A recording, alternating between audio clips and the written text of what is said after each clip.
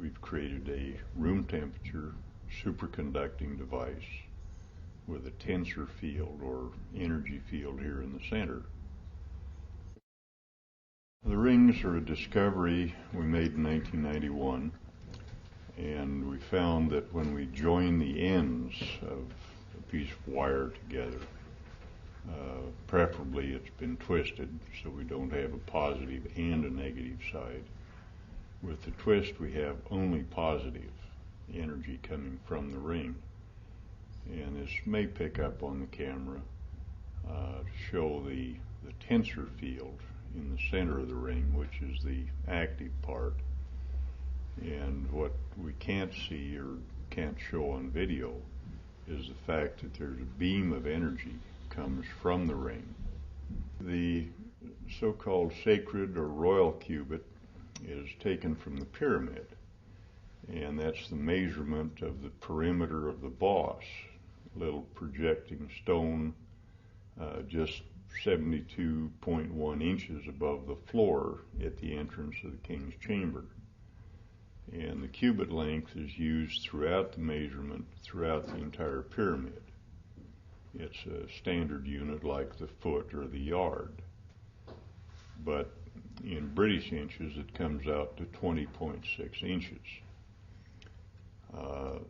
We use these heavier gauges of wire to increase the field strength of the rings. We have the heavier ones and the lighter gauge ones, and it's just a matter of personal choice which you choose to have. The beads act as amplifiers.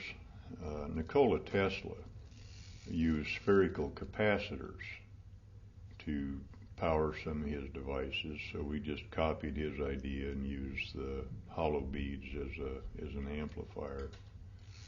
Kind of increases the horsepower of the ring a little bit. I take these rings with me wherever I travel. I find, first of all, one of these lovely sacred qubit rings just to sit on. It helps me get over jet lag. As you know, Avanya, I travel a great deal. You know, I'll go to the United States, back and forth, all over Europe. And I'm not a brilliant traveler. When I get back, I suffer from jet lag for about a week sometimes. And I find using one of these rings, it reduces it within a day. Maybe one day I don't feel great, but then I'm back to normal. So just sitting on one of them, it's fantastic. The lost qubit is slightly larger. It is in relationship to the sacred qubit like the atmosphere of the Earth is to the diameter of the Earth. The sacred qubit, the smaller one here in the center, has a natural resonant frequency of 144 megahertz, which is a harmonic of light speed. And the lost qubit has a natural resonant frequency of 177 megahertz. Well, that's kind of counterintuitive. A longer length of wire should indicate a longer wavelength. But in resonance, it's actually a shorter wavelength of a higher frequency.